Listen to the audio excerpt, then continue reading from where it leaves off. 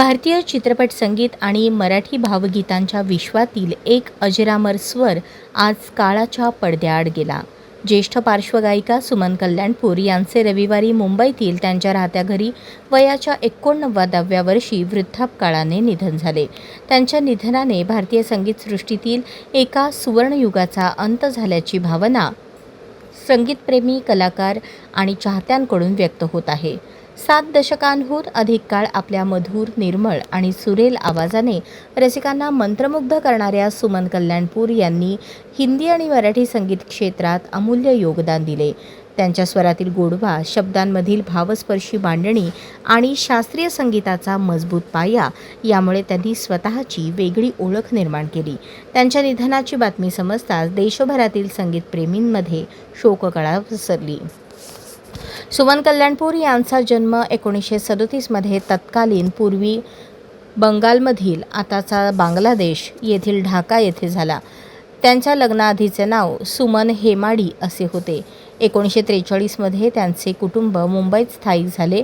बालपणापासूनच संगीताची आवड असलेल्या सुमनताईंनी पंडित लक्ष्मणराव अमृते यांच्याकडे शास्त्रीय संगीताचे धडे घेतले.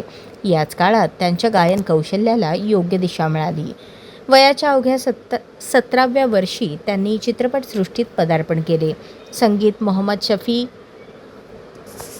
संगीतकार मोहम्मद शफी यांच्या संगीत दिग्दर्शनाखालील मंगू या चित्रपटातील कोई पुकारे धीरे से तुझे हे त्यांचे पहिले गाणे. त्यानंतर त्यांनी मागे वळून पाहिले नाही.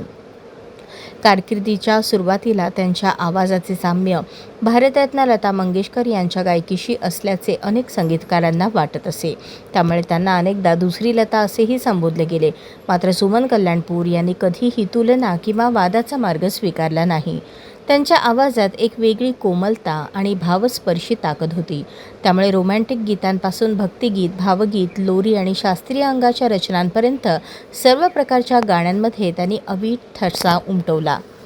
मराठी संगीत विश्वात सुमन कल्याणपूर यांचे स्थान अत्यंत मानाचे.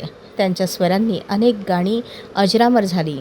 जिथे सागरा धरणी मिळते, घाल घाल पिंगा वाऱ्या, निंबोणीच्या झाडामागे चंद्र झोपला, कशी गवळण राधा बावरली, केतकीच्या बनी तिथे नाचला गमोर, केशवा माधवा, देव माझा विठू साबळा अशा असंख्य गीतांनी मराठी रसिकांच्या मनात कायमचे घर केले.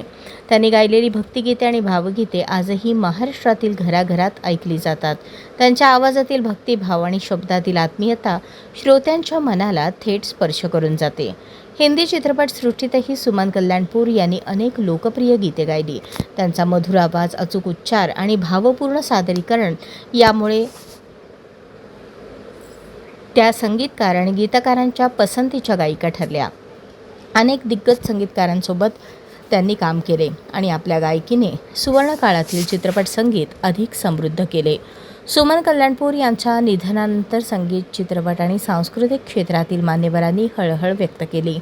त्यांच्या निधनामुळे भारतीय संगीत विश्वाने एक महान, सुसंस्कृत आणि अजरामर स्वर गमावल्याची भावना व्यक्त होत आहे.